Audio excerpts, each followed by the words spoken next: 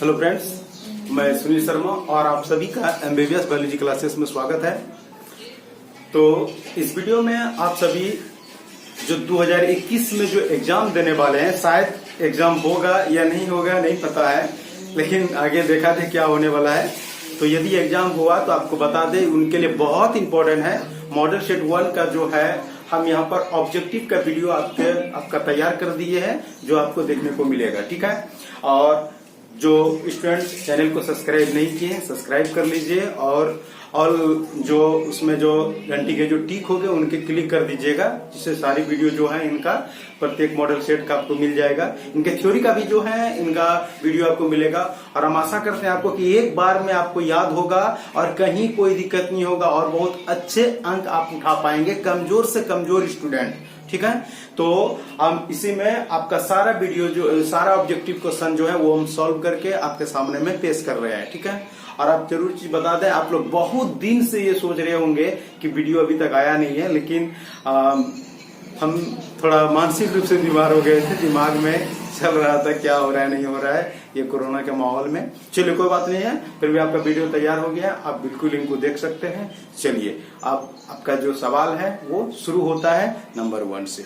चलिए ठीक है, पहला क्वेश्चन आप लोगों का जो मॉडल सेट का जो ऑब्जेक्टिव का जो पहला क्वेश्चन है वो ये है कि तंतु रूप उपकरण पाए जाते हैं, उससे बोलते filiform apparatus are present in. तो कह रहा है कि तंतु रूप जो उपकरण होते हैं उसी का नाम है फिलिफॉर्म एपार्टस। ये कहां पर प्रेजेंट रहते हैं, कहां पर उपस्थित रहते हैं। ठीक है, तो आपको हम बता दें इन चीजों को, याद कीजिए, आप लोगों को ये हम पढ़ाए हुए हैं।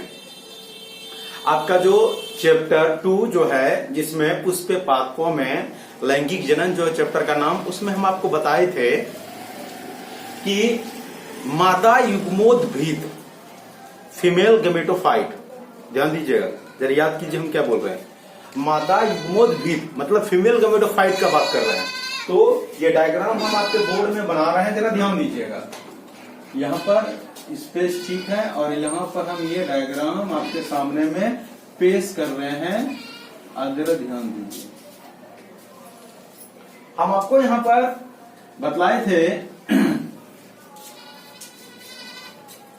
यहाँ पर इस प्रकार का जो है एक लंबा रचना रहेगा, है ना, और इनको दोनों तरफ से इस तरह करके जो है यहाँ पर इसके दोनों तरफ एक और सेल रहेगा। तो आपको बताया कि बीच में जो लंबे आकार का जो सेल होंगे इसका नाम बताए थे एक सेल, जान दीजिएगा, इसका नाम बताए थे एक सेल। इसी को बोले थे हिंदी में अंड कोशिका, इसका नाम है। इसी को क्या बोले थे, अंड कोशिका, ध्यान दीजिएगा, अंड कोशिका। ठीक है, और उसके बाद जो यहाँ पर जो इसके अंड कोशिका के दोनों तरफ जो ये सेल दिखाई दे रहा है, अंड कोशिका के दोनों तरफ जो सेल एक दिखाई दे रहा है, ये दोनों तरफ सेल अंड कोशिका को एकदम बिल्कुल ढक देते हैं। और ये दोनों तरफ ये जो सेल दिखाई दे रहे हैं, इसी दोनों सेल का ही नाम है साइनर्जिड सेल। उसी का नाम है सहायक कोशिका, इसी का नाम है साइनर्जिड सेल, साइनर्जिड सेल। इसी को कहा जाता है सहायक कोशिका, इसी का नाम हुआ सहायक कोशिका। ठीक है, आप जरा यहाँ पर थोड़ा सा ध्यान दीजिएगा, इसी का नाम है सहायक कोशिका। आगे थोड़ी सी बात और चर्चा कर देते हैं आपके सामने में। यहाँ पर दो सेल आपस में मिलकर एक सेल का निर्माण करते हैं, और दो सेल लेकिन मिलकर कितना, एक सेल, लेकिन केंद्रक यहाँ पर कितना रहेगा, 2 केंद्रक रहेगा। ये 2 केंद्रक प्रेजेंट रहने के कारण इन दोनों यानी कि 2 सेल के मिलने से बने एक सेल को, और इनमें केंद्रक की संख्या 2 रहने के कारण इसी का नाम रखा गया सेकेंडरी न्यूक्लियस। क्या रखा गया, इसी का नाम रखा गया सेकेंडरी न्यूक्लियस। इसी का नाम रखा गया सेकेंडरी न्यूक्लियस, और इसी को कहा जाता है द्वितीयक केंद्रक। क्या बोले इसको, द्वितीयक केंद्रक। आप जरा ध्यान दीजिएगा, यहाँ पर ऊपर में शेष 3 सेल आपका बचा हुआ था, जो आपस में क्या हुआ, तीनों आपस में सटी हुई चिपकी हुई रहती है। और इसी तीनों सेलों का इनका तीनों का एक ही नाम है, उसी का नाम हुआ antipodal cell. Antipodal. Antipodal cell इसका नाम रखा गया क्योंकि ये जो अंड कोशिका के अपोजिट में है, ये अंड कोशिका के अपोजिट में है, इसलिए इसका नाम रखा गया एंटीपोडल सेल। अब इस बातों को जब यहाँ पर इन चीजों को देखने के बाद अब यहाँ पर जो जरूरी चीज है जो आपको हम बताने जा रहे हैं वो चीज आप समझिए पहले।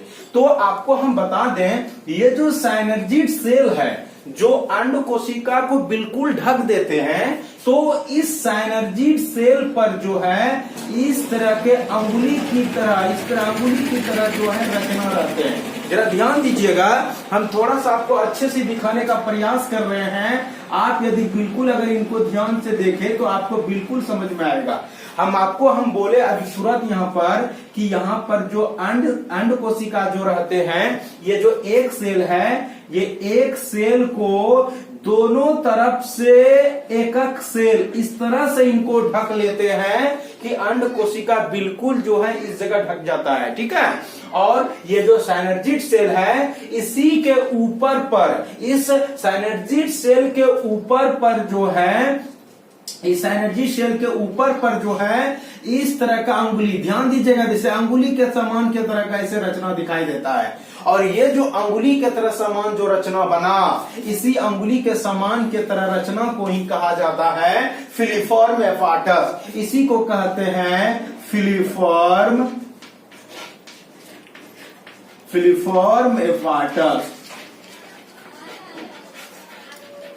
इसी का नाम है फिलीफॉर्म एपार्टस, ठीक है। तो आपका सवाल था कि तंतु रूप उपकरण, उसी को बोले फिलीफॉर्म एपार्टस। आर प्रेजेंट मतलब बोले कि आपको तंतु रूप उपकरण पाए थे, कहां पाए जाते हैं? तो सहायक कोशिका पे पाया जाता है। ऑप्शन बी में अंड कोशिका में पाया जाता है। अगला सी नंबर पर प्रत्यासन में पाया जाता है। इसी को एंटीपोडल से, ध्यान दीजिएगा, ये खतरनाक हिंदी है इनका। प्रतिव्यासांत, ध्यान दिए, प्रतिव्यासांत में, इसी को एंटीपोडल, क्या खतरनाक हिंदी है, एंटीपोडल सेल हो गया। और उनके बाद है कायिक कोशिका, ठीक है। तो यहाँ पर इन चारों ऑप्शन में से आप देख लीजिए फिलीफॉर्म एपार्टस कहाँ मिलते हैं। तो आप यहाँ पर देख रहे हैं कि फिलीफॉर्म एपार्टस साइनर्जिड सेल यानी सहायक कोशिका पर, यह सहायक कोशिका पर पाया जाएगा और यही इनका जो है आंसर होगा, ठीक है। चलिए, अब आपका पहला नंबर जो आपका क्वेश्चन था उसको हम कंप्लीट कर दिए हैं। अब ले चलते हैं आपका दूसरा क्वेश्चन, उसको हम फिर एक बार लिख लेते हैं, उसके बाद आपको बताया जाएगा इसमें, ठीक है। मॉडल सेट का जो ऑब्जेक्टिव का जो दूसरा क्वेश्चन है उस पर हम बात करते हैं। तो क्वेश्चन है कि डीएनए द्विकुंडलीय प्रारूप में एक क्षारीय जोड़ा दूसरे क्षारीय जोड़े से कितना दूर है। कहते हैं कि how fair etch base pair is from the next one in DNA double helix model. यहाँ पर जो हम बात कर रहे हैं डीएनए के स्ट्रक्चर के बारे में बात कर रहे हैं। अगर उस स्ट्रक्चर को आप यदि अच्छी तरह से अगर पढ़े होंगे तो इनका जवाब ज्यादा भारी नहीं है, बहुत आसान है। तो सबसे पहले इनको समझिए, सवाल जो है इनका स्ट्रक्चर आप देख लीजिएगा, एक बार में उसका जवाब आपको मिल जाएगा, ठीक है। चलिए, तो हम सबसे पहले यहाँ पर डीएनए का स्ट्रक्चर बना देते हैं, आपको बिल्कुल समझ में आ जाएगा, ठीक है। चलिए जरा ध्यान दीजिएगा, हम यहाँ पर जो डीएनए का जो स्ट्रक्चर बना रहे हैं,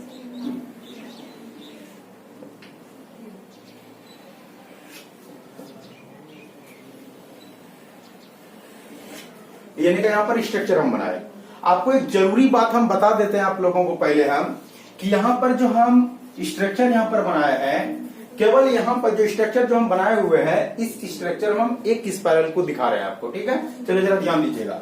और एक जरूरी चीज आपको हम बता दें, डीएनए के एक स्पाइरल में, डीएनए के जो स्ट्रक्चर के एक स्पाइरल में जो है 10 क्षार होते हैं, 10 बेस होते हैं, ठीक है। चलिए जरा ध्यान दीजिएगा, यहाँ पर हम बात कर रहे हैं, जैसा कि आप लोग पढ़े हुए हैं, एडेनिन, एडेनिन जुड़ा हुआ रहता है थायमिन के साथ, और थायमिन जुड़ा हुआ रहता है एडेनिन के साथ। फिर साइटोसिन जुड़ा हुआ रहता है गुआनिन के साथ, और गुआनिन जुड़ा रहता है साइटोसिन के साथ, और फिर एडेनिन जुड़ा रहता है थायमिन के साथ। इससे पहले और जरूरी बात आपको बता दें कि डीएनए का ये 2 हेलिक्स जो आपको दिख रहा है, ये दोनों हेलिक्स आपस में हाइड्रोजन बंधन से जुड़ा हुआ रहता है। ये आपको हमको पहले बताना था, लेकिन आपको बता दें जरा कि ये डीएनए का जो दोनों हेलिक्स जो आपस में जुड़ा हुआ रहता है वो हाइड्रोजन बंधन से आपस में जुड़ा हुआ रहता है। ये जरूरी चीज था आपका जानना, ठीक है।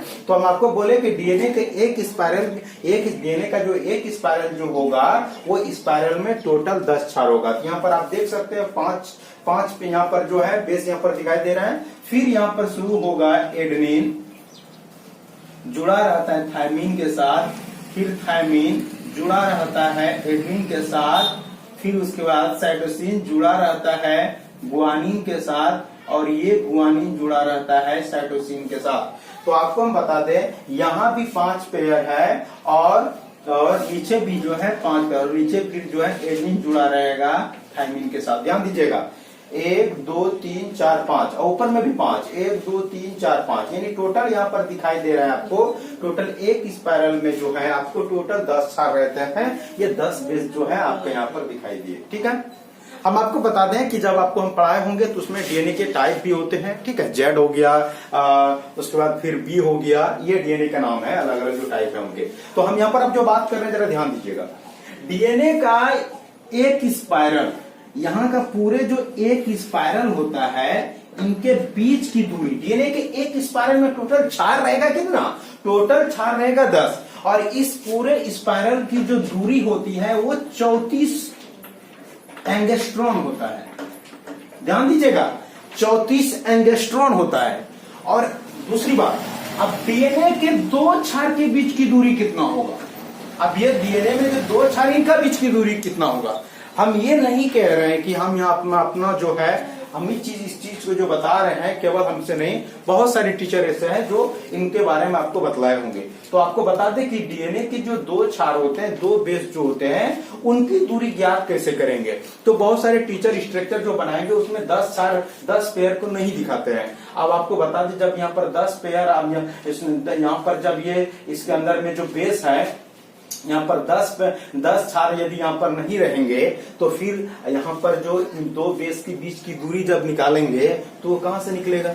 तो आप जैसे कि हम आपको बताएं कि पूरे एक स्पाइरल की दूरी 34 एंगस्ट्रॉन है, तो बताइए 2 बेस की दूरी की कितनी होगी? तो सीधी सी बात है यहाँ पर 34 एंगस्ट्रॉन हुआ।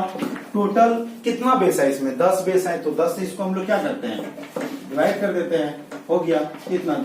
यहाँ पर 3.4 एंगस्ट्रॉन। तो आपको बता दें कि यहाँ पर 2 जो बेस है, 2 बेस की बीच की दूरी कितना होगा? 3.4 एंगस्ट्रॉन। अब जो जरूरी बात है यहाँ पर थोड़ी समझने वाली चीज है, जरा ध्यान दीजिएगा।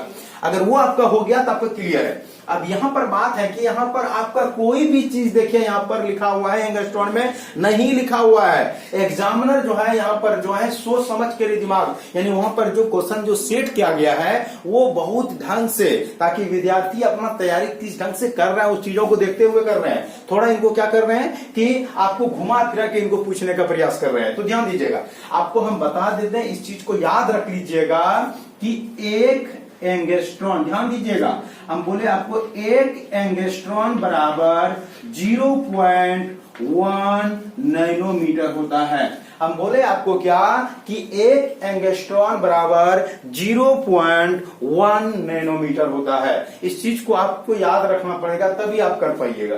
जब यहाँ पर एक एंगस्ट्रॉन बराबर 0.1 नैनोमीटर होता है तो आप हमको ये बताइए पहले इनका वाला, ये 34 एंगस्ट्रॉन है तो इनका कितना होगा? तो इनका हो जाएगा 3.4 एंगस्ट्रॉन। इस चीजों को आपको याद रखना है, ध्यान दीजिएगा, इसको याद रखना है, इसको याद रखना है, ध्यान दीजिएगा।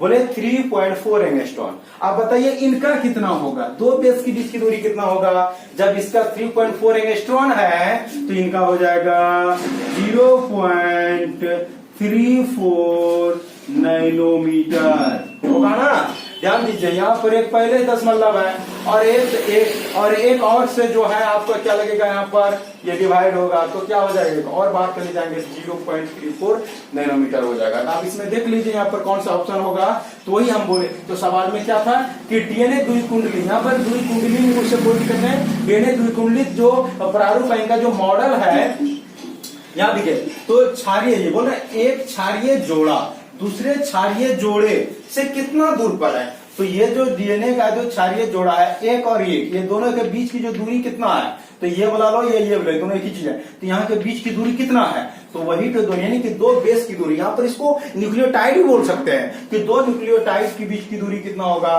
तो दो न्यूक्लियोटाइड के बीच की दूरी कितना होगा 3.4 एंगस्ट्रॉन, या तो फिर इसके बदले बोल सकते हैं 0.34 नैनोमीटर।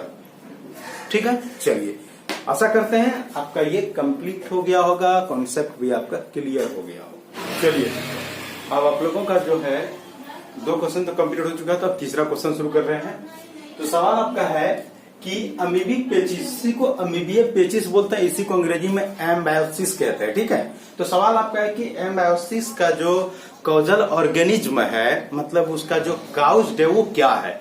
तो आपको बता दें कि अमीबिया पेचिस जो होता है वह एंट अमीबा हिस्टोलिका, ध्यान दीजिएगा, वो किसके द्वारा होता है, एंट अमीबा हिस्टोलिका नामक एक प्रोटोजोआ, यानी कि वो अमीबा ही है, इसीलिए उसका नाम है एंट अमीबा हिस्टोलिका। वही बोले आपको कि एंट अमीबा हिस्टोलिटिका जो है वह एक अमीबा है और उसी के द्वारा जो है अमीबिया पेचिस होता है, उसी को आप लोग अमीबिक डिसेंट्री बोल सकते हैं, उसी के द्वारा जिससे क्या होता है पेट खराब हो जाते हैं, बार बार लैट्रिन होते हैं। ठीक है, तो आपको बताया क्या कि अमीबिया पेचिस या तो अमीबिक पेचिस बोले, एम्बायोसिस बोलिए, एक ही चीज है, वो किसके द्वारा होता है, एंट अमीबा हिस्टोलिटिका के द्वारा। आपका आगे ऑप्शन एंट हिस्टोलिका, ई कोलाई, स्ट्रेप्टोकोकस निमोनी और ट्राइकोफाइटन। तो आपको बता दें इनका सही जवाब क्या है, एंट अमीबा हिस्टोलिटिका के द्वारा ही होता है। इसका सीधी सी बात, इसमें कहीं कुछ नहीं है, इसीलिए इसमें इधर उधर बोखने का कोई जरूरत ही नहीं है, आपको डायरेक्ट इनका आंसर बता रहे हैं। तो आपको बताया अमीबिया पेचिस जो होता है वो किसके द्वारा होता है, एंट अमीबा हिस्टोलिटिका नामक प्रोटोजोआ के द्वारा। ठीक है, चलिए अब अगला सवाल आपका क्या होता है कि अंडोत्सर्ग के बाद, ध्यान दीजिएगा ओव्यूलेशन का बात कर रहे हैं हम, बोले आपको क्या कि अंडोत्सर्ग के तुरंत बाद, ध्यान दीजिए, अंडोत्सर्ग के तुरंत बाद स्तनधारियों में अंडाणु एक परत द्वारा आवृत हो जाता है। अब जरा ध्यान दीजिएगा, अब थोड़ा सा यहाँ पर एक छोटा सा जगह हम यहाँ पर जरा बात कर रहे हैं, यहाँ पर आप जरा ध्यान दीजिएगा कि ये हो गया मानव के ओवरी, ध्यान दीजिएगा जरा सा यहाँ पर। तो जैसे ही यहाँ पर ये अंडाणु प्राइमरी हो गया, सेकेंडरी हो गया, टर्सरी हो गया और ये फॉलिक्यूल हो, ग्राफियन फॉलिक्यूल हो गया। ग्राफियन फॉलिक्यूल के बाद जो है अंडाणु बाहर होती है। तो जैसे ही अंडाणु बाहर निकला, ये ओवम बाहर निकला, ऐसे अंडाणु बाहर निकला। ठीक है, तो ये जो अंडाणु को चारों तरफ से सबसे पहले कौन, उनके चारों तरफ कौन सा लेयर का, किस मेम्ब्रेन का, किस झिल्ली का बना हुआ रहता है, उस झिल्ली का नाम क्या है आपको बता दें, उसी झिल्ली का नाम है कोरोना रेडिएटा। ध्यान दीजिएगा, उसी झिल्ली का क्या नाम है, कोरोना रेडिएटा। तो हम बोले क्या कि अंडोत्सर्ग के तुरंत बाद स्तनधारियों में अंडाणु एक परत द्वारा आवृत हो जाती है, मतलब चारों तरफ से एक दीवार से एक परत से घिर जाती है, जिसे डैश कहते हैं। तो उसी को कहा जाता है कोरोना रेडिएटा। उसी को आप बोले immediately after ovulation ovum is covered by a membrane known as. तो वही बोल रहे हैं कि आपके जो अंडोत्सर्ग के बाद जो ओवम का जो निर्माण होता है, ओवम अंडोत्सर्ग के बाद जो ओवम जो अंडाशय से जो बाहर निकलते हैं, उस अंडाणु के चारों ओर जो लेयर का निर्माण होता है, उस लेयर को क्या कहते हैं, उसी लेयर को कहते हैं कोरोना रेडिएटा। और ये इनका जवाब सही है। ठीक है, चलिए अब अगला आपका जो अगला सवाल है, 4 नंबर कंप्लीट आ गया। 5वां कहता है कि निम्नलिखित में से कौन सा डीएनए प्रतिकृति का क्रियाधर है, मतलब यहाँ पर रेप्लिकेशन ऑफ डीएनए का बात कर रहे हैं। तो बोले कि which of the following is a substance for DNA replication. ध्यान दीजिएगा, हम बोले क्या, which of the following is a substrate, ध्यान दीजिएगा जरा, सबस्ट्रेट फॉर डीएनए रेप्लिकेशन। आपको कहना है कि निम्नलिखित में से कौन सा डीएनए प्रकृति का क्रियाधर है। तो आपको हम जरूरी चीज आपको बता दें, एटीपी तो नहीं, ध्यान दीजिएगा, एटीपी तो नहीं होगा, डीएनए पॉलीमरेज नहीं क्योंकि एंजाइम है, हेलिकेज नहीं होगा, ये होगा डीऑक्सीराइबोन्यूक्लियोटाइड ट्राइफॉस्फेट। आप जरा ध्यान दीजिएगा, हम आपको यहाँ पर जरूरी चीज बता दें आपको कि जब डीएनए का रेप्लिकेशन होता है, डीएनए जब बनते हैं तो रेप्लिकेशन जो होता होता है तो उसमें आपको परिभाषा में आपको बताए थे रेप्लिकेशन ऑफ डीएनए में कि एक डीएनए से 2 डीएनए का बन जाना रेप्लिकेशन ऑफ डीएनए कहलाती है। मतलब एक डीएनए से जब 2 डीएनए बन जाएगा उसी को कहते हैं रेप्लिकेशन ऑफ डीएनए। तो रेप्लिकेशन ऑफ डीएनए में क्या बनेगा, तो डीएनए का ही निर्माण होता है जिसे क्या कहते हैं, डीऑक्सी राइबो न्यूक्लियोटाइड। ठीक है, चलिए वही हम आपको बोले कि निम्नलिखित में से कौन सा डीएनए प्रतिकृति का क्रियाधार है, तो उसका कौन क्रियाधार है, तो डीऑक्सी राइबो न्यूक्लियोटाइड ट्राइफॉस्फेट। ध्यान दीजिएगा क्या नाम है उसका, डीऑक्सी राइबो न्यूक्लियोटाइड ट्राइफॉस्फेट। एक बार फिर से हम बोले निम्नलिखित में से कौन सा डीएनए प्रतिकृति का क्रियाधार है, तो क्या बोलेंगे, डीऑक्सी राइबो न्यूक्लियोटाइड ट्राइफॉस्फेट। चलिए आपका हम यहाँ पर 5 नंबर तक सवाल जो वो क्लियर कर दिए हैं, क्वेश्चन तो वो सॉल्व कर दिए थे। अब छठा क्वेश्चन चलते हैं। आपका सवाल आपके सामने में है, हम एक बार रिपीट कर रहे हैं, सवाल को जरा ध्यान से सुनिएगा। कहता है निम्नलिखित में से कौन एक विषैला पदार्थ है जो मलेरिया ज्वर में प्रति 3 से 4 दिन में दोहराने वाले कपकपाहट और उच्च ज्वर के लिए उत्तरदायी है। एक बार हम क्वेश्चन को फिर से रिपीट कर देते हैं। कहता है क्या कि जब मलेरिया बुखार जब आता है तो उसमें मानव में जो है एक सिम्टम्स दिखाई देती है, लक्षण दिखाई देती है। और वो लक्षण ये है कि हर जो है वह 3 से 4 दिन के अंतराल के बीच में उसमें कपकपाहट, साफ सी बात है, उसमें जो है 3 से 4 दिन के अंतराल में जो उसमें कपकपाहट महसूस होता है। कपकपाहट मतलब पूरा उसमें थरथरी आ जाता है। ठीक है, तो ये जो लक्षण है, ये जो ऐसा होता है वो किस विषैला पदार्थ के कारण होता है, ध्यान दीजिएगा। मलेरिया जो बुखार आता है उस मलेरिया बुखार में जो कपकपाहट शरीर में होती है वह किस विषैला पदार्थ के कारण, किस विषैला पदार्थ के कारण होती है। आपका हम ऑप्शन बोल रहे हैं, यहाँ पर ऑप्शन नंबर ए जो दिया हुआ है वो सबसे पहला ऑप्शन नंबर हीमोजोइन। ध्यान दीजिएगा, ऑप्शन नंबर 1 दिया है हीमोजोइन। ठीक है, ऑप्शन बी दिया हुआ है, आप कमेंट बॉक्स में भी लिख सकते हैं, इंटरफेरॉन।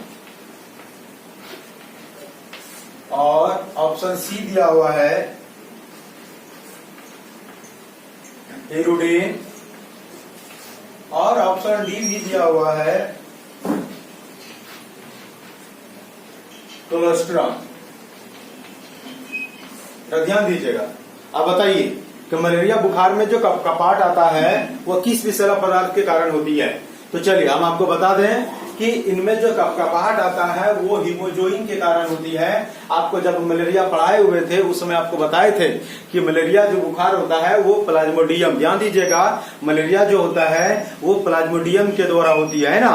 और आपको बताए भी थे कि प्लाज्मोडियम की 4 जातियां होती है ना, चारों के अलग अलग बुखार उनसे होते हैं। तो वो जो प्लाज्मोडियम जो है वो प्लाज्मोडियम हमारे अंदर पहुंचने के बाद जो है ये हीमोजोइन का जो है निर्माण कराते हैं और उन्हीं के वजह से हम लोगों के शरीर में कपकपाहट सब महसूस होता है और हम लोग कांपने लगते हैं और फीवर के साथ, यानी फीवर भी रहेगा, कपकपाहट भी होगा। चलिए ठीक है, अब आपका जो अगला सवाल है उस पर ले चलते हैं। आपका यहाँ पर देख लीजिए आप लोग, और इसके शॉर्ट में चाहते ले सकते हैं। चलिए अब अगला सवाल आपका जो है क्वेश्चन नंबर 7 कहता है निम्नलिखित में से कौन सा एक डीएनए में पैलिंड्रोमिक न्यूक्लियोटाइड अनुक्रम है। ध्यान दीजिएगा, कहता है निम्नलिखित में से कौन एक डीएनए में पैलिंड्रोमिक न्यूक्लियोटाइड अनुक्रम है। हम आपको सीधी तौर पर आपको हम केवल इतना ही कहना चाह रहे हैं, यहाँ पर जो बात कर रहे हैं इसमें डीएनए का जो बेस है वह किनके साथ सही क्रम में जुड़ा हुआ रहता है, उस चीज को दर्शाना है। ठीक है, तो ध्यान दीजिएगा। तो ऑप्शन ए में आपका दिया हुआ है, आपको खुद समझ में आ जाएगा। ऑप्शन ए में दिया हुआ है गुआनिन, एडेनिन, थाइमिन, साइटोसिन। ठीक है, और इसी के अपोजिट में मतलब इनके उल्टा में कौन जुड़ा हुआ रहेगा, तो यहाँ दिया हुआ है साइटोसिन, थाइमिन, एडेनिन और गुआनिन। ये आपका इसका दिया हुआ ऑप्शन है। अब ऑप्शन बी का देख लेते हैं। ऑप्शन बी में बोला है cytosine, guanine, adenine, thymine, adenine, cytosine और उसके बाद एडेनिन। उसके बाद इसी का अपोजिट में जो रहेंगे, मतलब इनके जो अपोजिट में बेस रहते हैं, वो सही क्रम में कौन है वो आपका दिया हुआ है। अगला है cytosine, guanine, thymine, thymine, adenine और गुआनिन। चलिए ऑप्शन 2 हो गया आपका। ऑप्शन सी में दिया हुआ है cytosine, adenine, thymine, guanine, cytosine और एडेनिन। उसके बाद इसी का अपोजिट में जो है दिया हुआ है गुआनिन, साइटोसिन, थायमिन, एडेनिन और गुआनिन और थायमिन।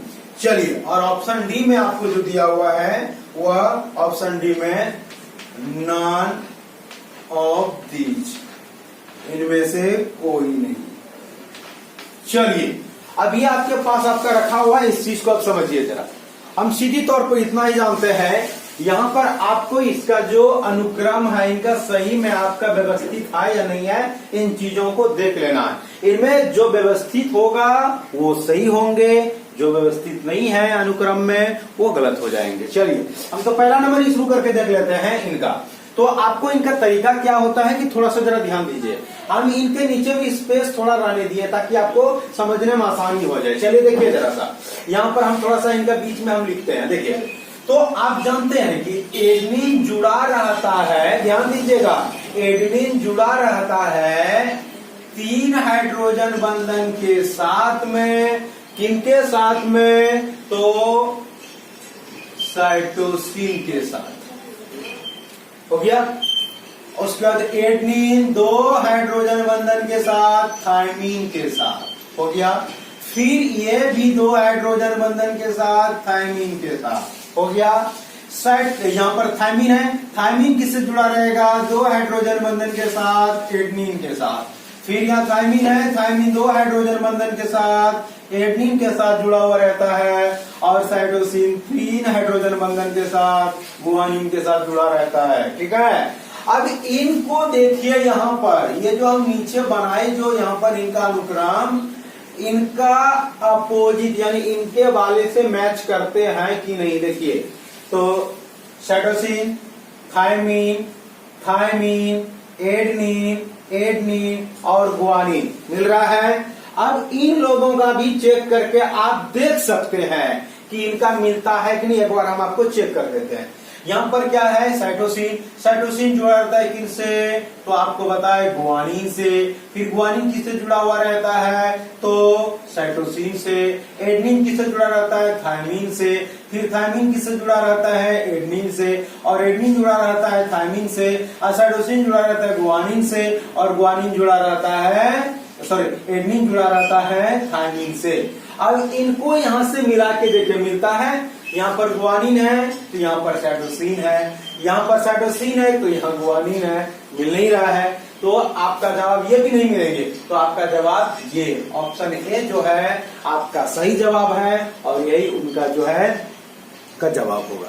चलिए ठीक है। आपका यहाँ पर जो है क्वेश्चन नंबर जो 6 था वो आपका क्वेश्चन नंबर 6 था जो आपका हम कंप्लीट कर दिए हैं।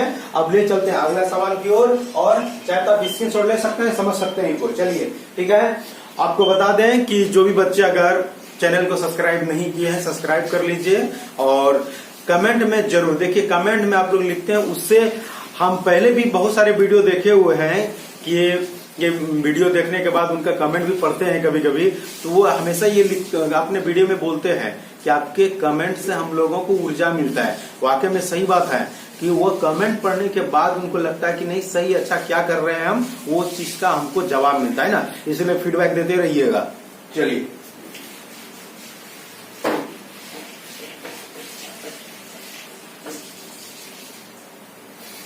अब क्वेश्चन नंबर 7, सॉरी 6 हो गया था, अब 7 भी हो गया आपका, 7 था और अब 8 होगा, सॉरी 7 हो गया था आप लोगों का, 7 का नंबर। चलिए 8 नंबर ऑफ क्वेश्चन जो है कहता है कि निम्नलिखित में से कौन सा सहोपकारिता का प्रदर्शन करता है। म्यूटालिज्म का बात कर रहे हैं, ठीक है। चलिए म्यूटालिज्म का जो बात कर रहे हैं उसी पर जरा ध्यान दीजिएगा। तो सबसे पहले हम जो बात कर रहे हैं यहाँ पर जो म्यूटालिज्म के जो बात करेंगे, ये म्यूटालिज्म पहले यहाँ पर थोड़ी सी चीजों पर ध्यान दीजिए। ये म्यूटालिज्म पहले समझना पड़ेगा आपको कि ये जो म्यूटालिज्म जो है, स्वपकारिता जो है, वो है क्या। पहले उन चीजों को समझना पड़ेगा, तभी आप इनके जवाबों को समझ पाइएगा। तो देखिए, हम आपको सीधी तौर पर आपको हम बता दें कि माइकोराइजा का नाम आप लोग सुने होंगे, आपको पढ़ाए भी थे, है ना। तो सीधी सी बात, माइकोराइजा का ही एक प्रकार है, ठीक है। तो माइकोराइजा में आपको हम बोले थे दो जीवों का ऐसा संबंध, ध्यान दीजिएगा जरा, दो जीवों का। तो यहाँ पर कौन कौन सा जीव यहाँ पर हुआ था, तो आपको बोले थे कि एक विकसित पौधा और कवक के बीच के संबंध, विकसित पौधा और कवक के बीच के संबंध, है ना। तो वहां पर विकसित पौधा और कवक के बीच का संबंध बताए थे माइकोराइजा। तो यहाँ पर आपको बता दें कि माइकोराइजा का ही प्रकार होता है। माइकोराइजा के उसी में से एक स्वपकारिता रहता है, जिसमें से दोनों को जो है क्या होता है, दोनों को जो है मतलब लाभ मिले, लेकिन हानि कोई नहीं किसी को पहुंचा रहा है। यहाँ पर लाभ किसी से मिले, एक को मिले दूसरे को नहीं मिले, उससे कोई दिक्कत नहीं है, लेकिन हानि कोई नहीं पहुंचा रहा है, ठीक है। वही हम आपको बोले कि यहाँ पर माइकोराइजा पहले समझना पड़ेगा। माइकोराइजा बोले थे कि विकसित पौधा के जड़ में उपस्थित कवक, यानी विकसित पौधा और उसके जड़ में उपस्थित कवक के बीच के जो संबंध होते हैं उसी को माइकोराइजा कहते हैं, ठीक है। और यह संबंध जो है इनके जो है बहुत सारे प्रकार होते हैं, उन्हीं प्रकार में स्वपकारिता है, म्यूटालिज्म है, उसी पर हम जो है बात कर रहे हैं और उन्हीं चीजों पर। तो चलिए जरा ध्यान दीजिएगा, इनको समझिएगा। तो हम बोले सबसे पहला कहता है कि उच्च पादपों की जड़ में रहने वाला कवक, कवक मूल, तो वही माइकोराइजा का बात कर रहे हैं। तो बोले उच्च पादपों की जड़ में रहने वाले कवक मूल, ये तो हो जाएगा क्योंकि ये म्यूटालिज्म का प्रदर्शन कर रहा है। अगला कहता है क्या, हमिर्ट केकड़ा के कवच में पाए जाने वाला समुद्री एनिमोन, ये भी है, ये भी एक दूसरे के ऊपर सहारा रहता है, एक दूसरे को लाभ भी पहुंचाता है, ये भी म्यूटालिज्म को प्रदर्शित करता है। अगला क्वेश्चन नंबर सी कहता है अंजीर के पुष्पों का परागण करने वाले बर्र। अब आपको बताएं कि अंजीर फल होता है, जैसे आपको एक उदाहरण के तौर पर आपको हम बता देते हैं, जिस तरह से डूम और गूलर होता है उसी तरह से। तो अंजीर में जो परागण होता है वो बर्ग के द्वारा या तो फिर चींटी के द्वारा जो उनमें परागण जो होगा, तो वो भी उनका क्या कर रहा है, मदद कर रहा है, मतलब उनको भी तो लाभ पहुंचा रहा है। तो इन लाभ जो पहुंचा रहा है, तो ये यहाँ पर जो तीनों चीजें, ये तीनों क्या दर्शा रहा है कि तीनों के तीनों दर्शा रहा है म्यूटालिज्म को ही।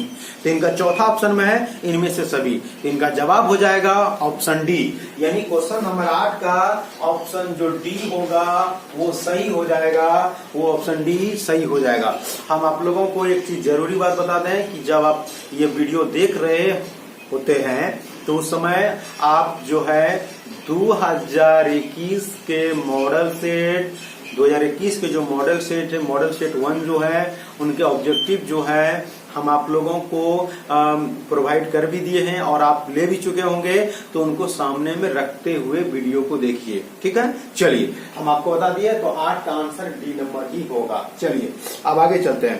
क्वेश्चन नंबर 9 कहता है, अब क्वेश्चन नंबर 9 में हम बात कर रहे हैं, जरा ध्यान दीजिएगा।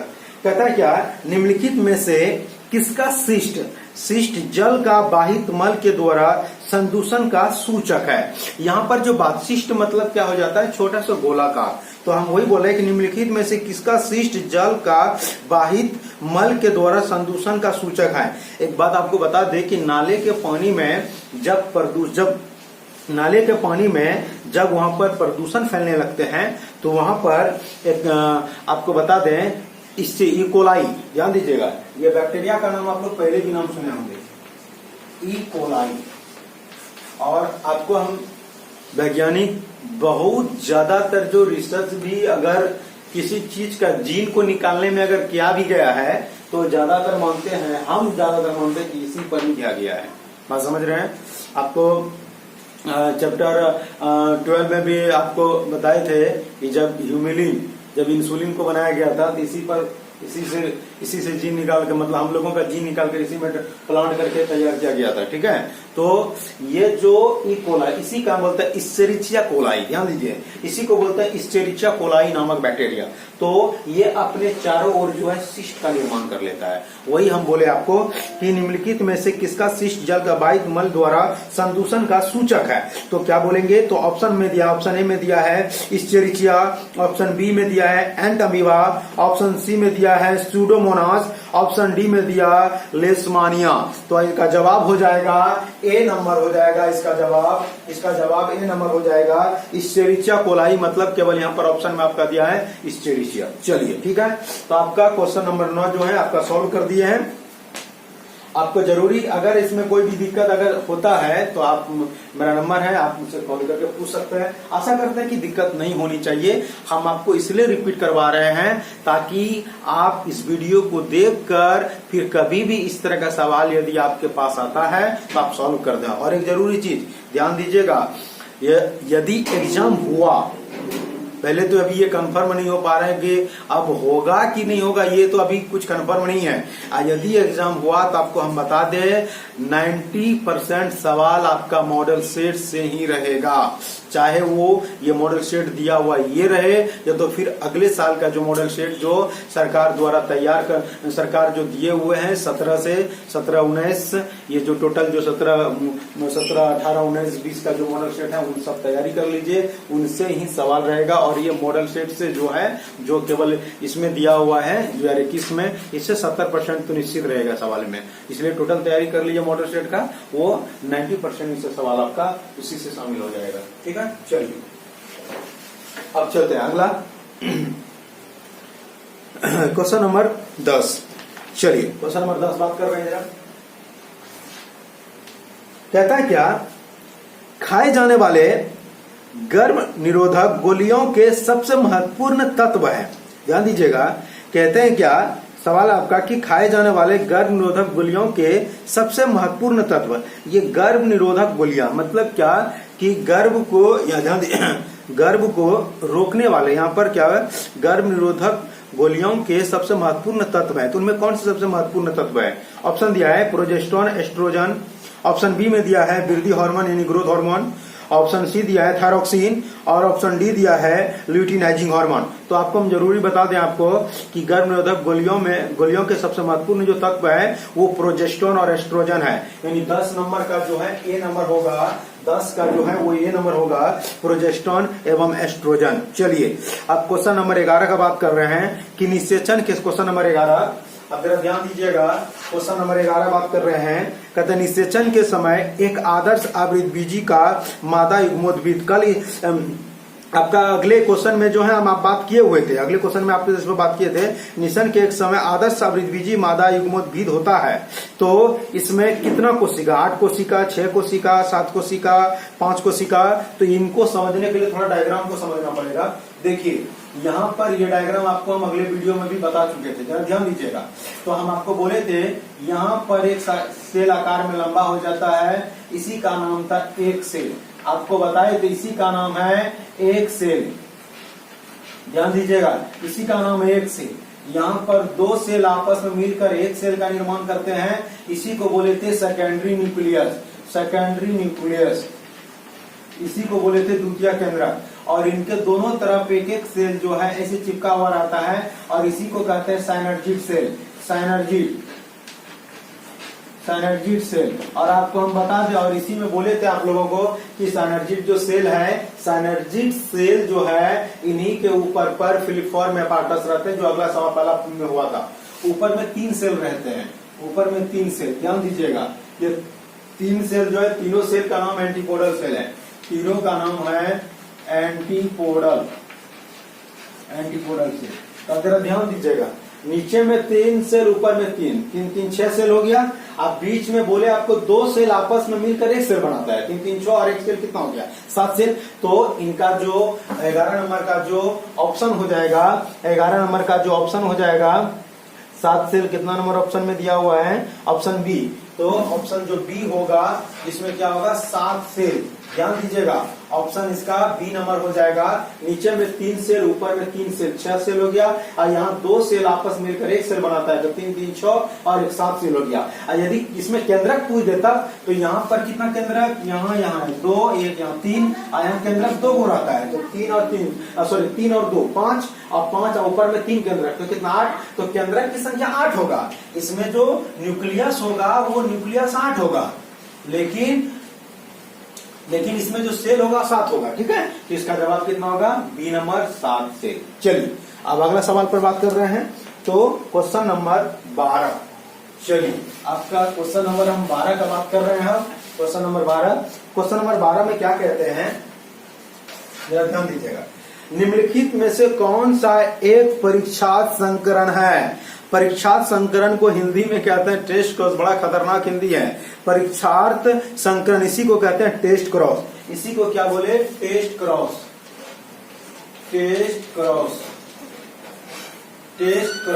इसी को क्या बोलते हैं, टेस्ट क्रॉस। ठीक है, तो ये जो टेस्ट क्रॉस है इसी को परीक्षार्थ जो है क्रॉस कहते हैं, इसी को जो है टेस्ट क्रॉस। तो सबसे पहले आपको हम बता दें कि ये टेस्ट क्रॉस होता क्या है, ध्यान दीजिएगा। तो बोलेंगे कि जब F1 पीढ़ी के पौधे को उसके रिसेसिव के साथ, ध्यान दीजिएगा, बोले क्या कि जब F1 पीढ़ी के पौधे को उसके रिसेसिव के साथ क्रॉस कराई जाती है तो उसे कहा जाता है टेस्ट क्रॉस। ध्यान दीजिएगा, हम क्या बोले, जब F1 पीढ़ी का पौधा किनका, तो मोनोहाइब्रिड क्रॉस, यानी मोनोहाइब्रिड क्रॉस के जो F1 पीढ़ी है, तो मोनोहाइब्रिड क्रॉस के जो F1 पीढ़ी है वो ये है, कैपिटल T स्मॉल t। ध्यान दीजिएगा, कैपिटल T स्मॉल t, और इनके साथ क्रॉस करेंगे रिसेसिव के साथ, इनके साथ क्रॉस करेंगे रिसेसिव के साथ। तो यहाँ पर जो है मोनोहाइब्रिड क्रॉस जो है वो बोले मोनोहाइब्रिड क्रॉस के F1 पीढ़ी जो है कैपिटल T स्मॉल t हो गया, और इनके जो रिसेसिव है, रिसेसिव उनका कौन था वहां पर, तो रिसेसिव स्मॉल t था। तो वही तो रिसेसिव मतलब अप्रभावी, रिसेसिव मतलब क्या हो गया, अप्रभावी। तो वही हम आपको बोले कि आपको पूछा जाएगा कि टेस्ट क्रॉस क्या बोले कि जब F1 पीढ़ी के पौधे को उसके रिसेसिव के साथ, उसके अप्रभावी के साथ क्रॉस कराई जाती है तो उसे क्या कहते हैं, टेस्ट क्रॉस कहते हैं। ठीक है, तो यहाँ पर जो है ये और ये दोनों के बीच में क्रॉस होगा, ये F1 पीढ़ी हो गया, और ये क्या हो गया, तो उनके recessive small t।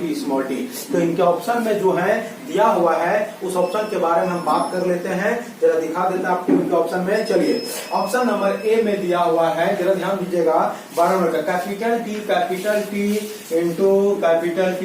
Option A. Option B में दिया हुआ है capital T small t into capital T small t।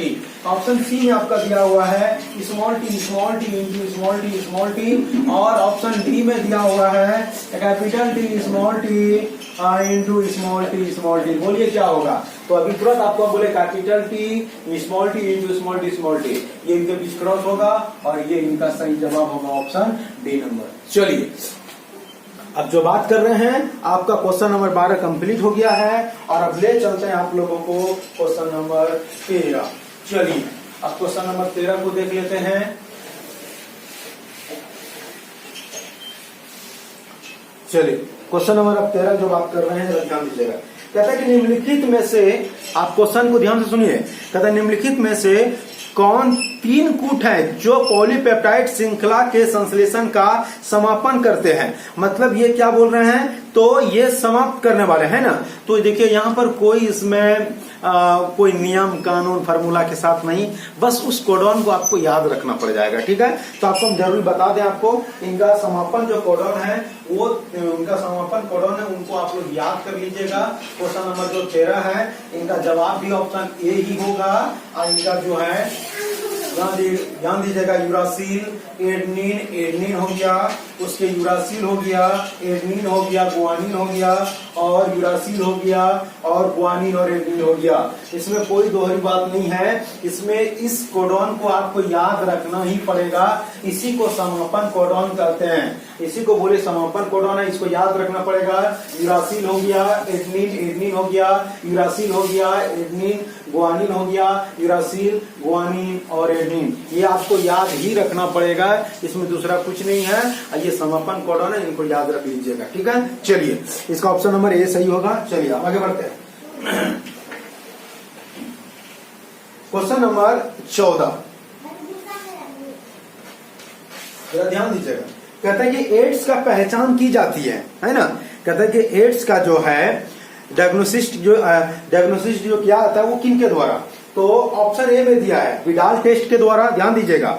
Option B में इलिसा के द्वारा, ऑप्शन सी पीसीआर के द्वारा और ऑप्शन डी दिया है क्रोमेटोग्राफी के द्वारा। ध्यान दीजिएगा, सवाल है एड्स की पहचान की जाती है। ऑप्शन ए विडाल जांच के द्वारा, ऑप्शन बी इलिसा के द्वारा, ऑप्शन सी पीसीआर के द्वारा, ऑप्शन डी दिया है क्रोमेटोग्राफी के द्वारा। तो आपको बता दें कि एड्स जो है, एड्स का जो पहचान किया जाता है वह इलिसा के द्वारा किया जाता है। इसका ऑप्शन जो बी होगा वो इनका जवाब होगा इलिसा। इलिसा, ध्यान दीजिए। एंजाइम लिंक्ड इम्यून सॉर्बेंट एसे, ध्यान दीजिएगा, हम सर्वेंट नहीं बोल रहे, सॉर्बेंट बोल रहे हैं। हम बोले आपको क्या, इलिसा का जो पूरा नाम होता है वो एंजाइम लिंक्ड इम्यून सॉर्बेंट एसे, ठीक है। हम आपको बता दें कि ये जो ऑप्शन जो बी होगा इसका जो इलिसा होगा, इसका बी क्या होगा, इलिसा। इलिसा का पूरा नाम आपको बता दिए। बोले क्या, इससे क्या होता है एंजाइम, एल से लिंक्ड और आई से इम्यून और एस से सॉर्बेंट और ए से एसे, ठीक है। चलिए, तो इसी के द्वारा जो है एड्स का पहचान किया जाता है। चलिए अब आगे चलते हैं। क्वेश्चन नंबर आपका 15। चलिए क्वेश्चन नंबर 15 पर बात कर लेते हैं। क्वेश्चन नंबर 15 का बात कर रहे हैं, जरा ध्यान दीजिएगा। क्वेश्चन नंबर 15, तो कहता है कि डीएनए के एक रज्जुक से आनुवांशिक सूचना कि आरएनए में प्रतिलिपि बनने की प्रक्रिया को डैश कहते हैं। थोड़ी सी इसका इंग्लिश ध्यान दीजिएगा, हिंदी थोड़ा सा बहुत जटिल लग रहा है। The process of copying genetic information from one strand of DNA to RNA is termed as dash. अब जरा ध्यान दीजिएगा, यहां पर सीधी सी बात कह रहा है, कहता है क्या कि ये जो डीएनए है, ये डीएनए से जो आरएनए बनेगा, ध्यान दीजिएगा, ये डीएनए से जो आरएनए बनेगा, इन क्रिया को, ये प्रोसेस को क्या कहा जाएगा, ध्यान दीजिएगा जरा। तो बोले क्या कि डीएनए से आरएनए, तो हम आपको बता दें कि डीएनए से जो आरएनए जो बनते हैं तो उसमें मैसेंजर आरएनए बनते हैं। वही यहां पर कह रहे हैं आपको कि डीएनए के एक रज्जु के आनुवांशिक सूचना यानी कि मैसेज की आरएनए में प्रतिलिपि बनने की प्रक्रिया डैश कहते हैं। तो डीएनए से आरएनए की बनने की क्रिया को कहा जाता है ट्रांसक्रिप्शन। ध्यान दीजिएगा, बोले डीएनए से आरएनए के बनने की क्रिया को क्या कहते हैं, ट्रांसक्रिप्शन।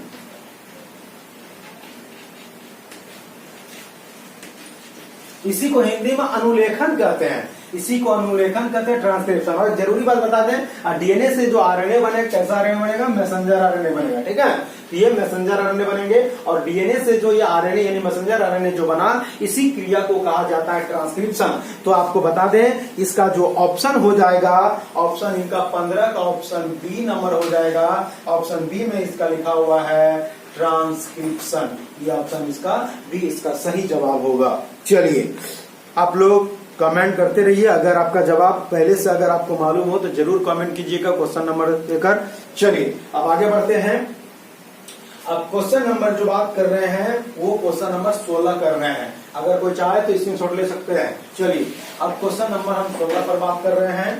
क्वेश्चन नंबर 16 जरा ध्यान दीजिएगा, कहता है कि निकोटीन के सेवन से किस हार्मोन का स्तर बढ़ जाता है। बहुत जरूरी चीज है, इन चीजों पर जरा ध्यान दीजिएगा। ये निकोटीन सबसे पहले निकोटीन को समझना पड़ेगा कि निकोटीन, आपको हम बता दें कि हम लोग जो चाय पीते हैं हम लोग जो खैनी खाते हैं या फिर जो तंबाकू जो सेवन करते हैं, तो जैसे कि बीड़ी सिगरेट हो गया, तो उनमें जो है निकोटीन रहता है, ठीक है। तो वो निकोटीन जो है हमारे शरीर में पहुंचने के बाद जो है, ये मानव के शरीर में पहुंचने के बाद जो है ये ऑक्सीटोसिन और प्रोलैक्टिन में जो है वृद्धि कर देती है, उसी में बढ़ोतरी करती है।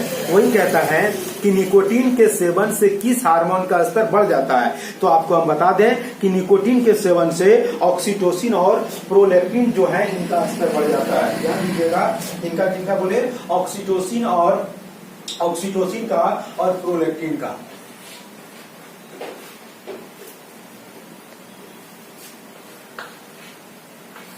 ऑक्सीटोसिन एंड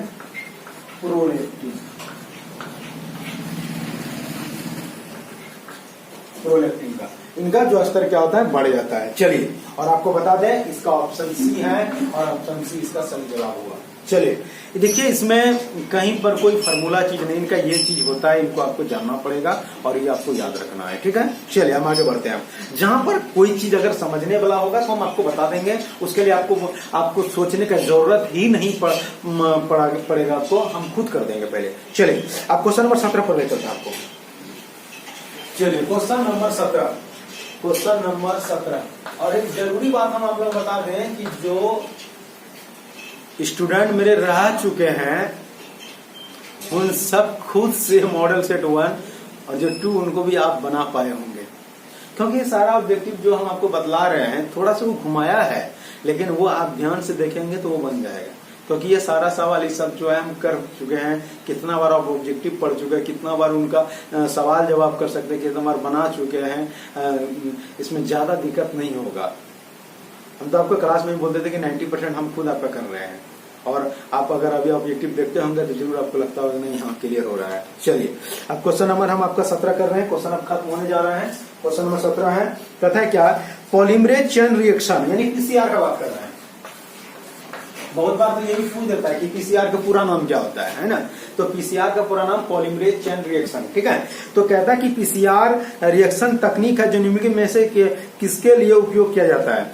आपको हम बता देते हैं, क्लियरली आप समझ जाइएगा। ये पीसीआर एक टेक्नोलॉजी है, तकनीक है।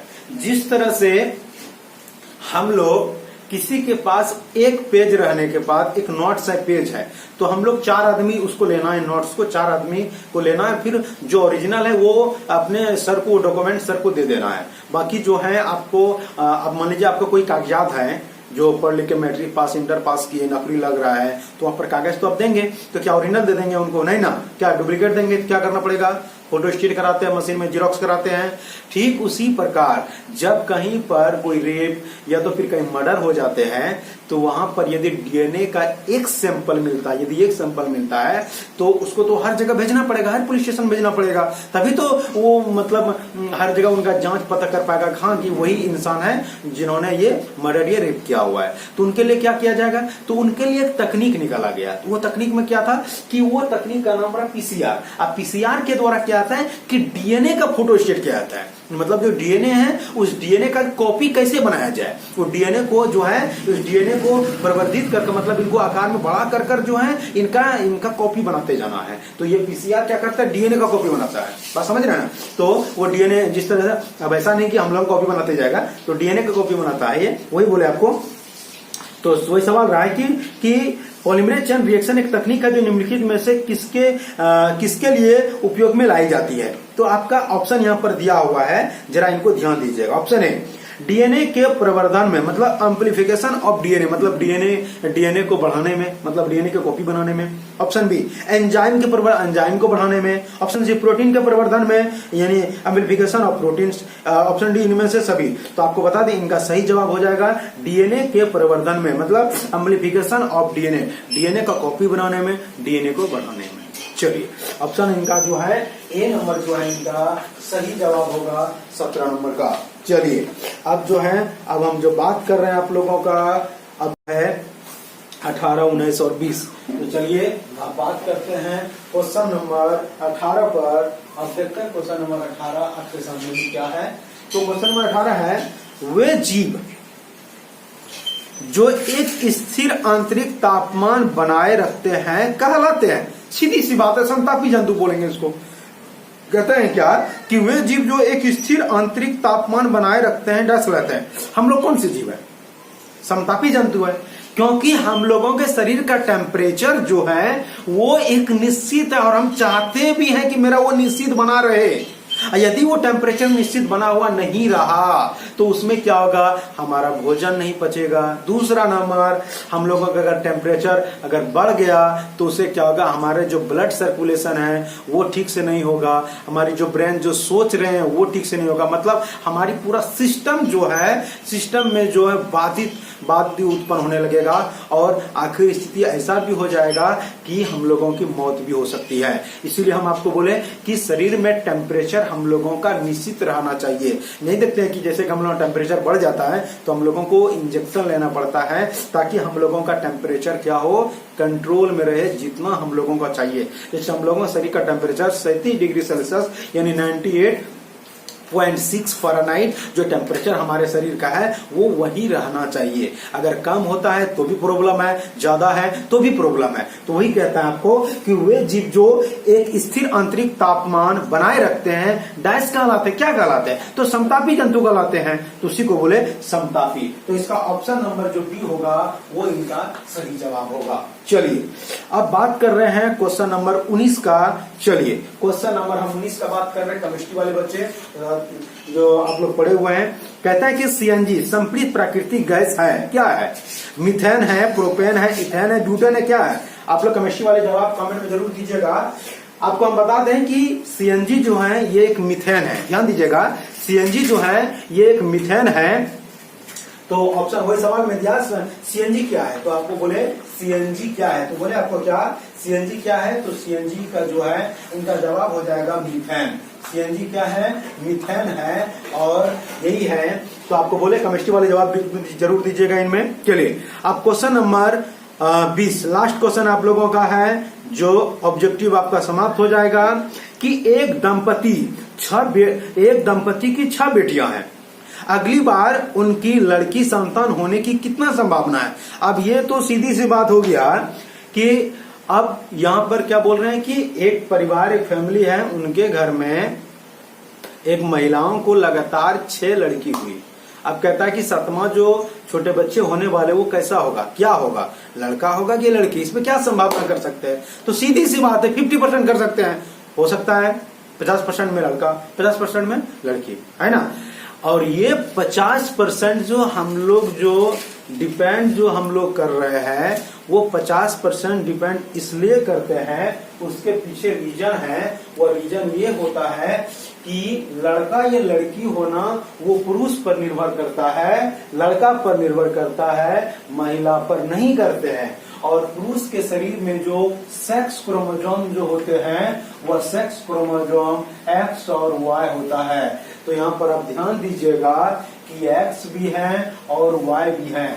तो ये डिपेंड करता है, ये 50% तो लड़की, ये 50% तो लड़का, है ना, ये गर्ल और ये बॉय। तो ये डिपेंड करता है जो मानव में जो लड़का है उसके सेक्स क्रोमोसोम पर, और उनके पास दोनों क्रोमोसोम रहते हैं X और Y। इसलिए अगले जो 7वां बच्चा जो होने वाला है लड़का होगा या लड़की होगा उस पर 50% का संभावना रहेगा। तो इसमें जो आपका ऑप्शन जो दिया हुआ है 20 नंबर क्वेश्चन का जो ऑप्शन है वो ऑप्शन हो जाएगा बी नंबर, इसका यानी 50%। चलिए अब आपका जो है ऑब्जेक्टिव मॉडल सेट 1 2021 के मॉडल सेट 1 जो है वो आपका सारा क्वेश्चन कंप्लीट कर दिए। आशा करते हैं आपको वीडियो बहुत पसंद हुआ होगा और आपको याद भी रहा होगा और याद भी रहेगा आगे तक। और आप लोग इस वीडियो को जो है बहुत ज्यादा से ज्यादा शेयर कीजिए, लाइक कीजिए, कमेंट कीजिए, और जो बच्चे चैनल को सब्सक्राइब नहीं किए हैं चैनल को सब्सक्राइब कर दीजिए। चलिए धन्यवाद, जय हिंद।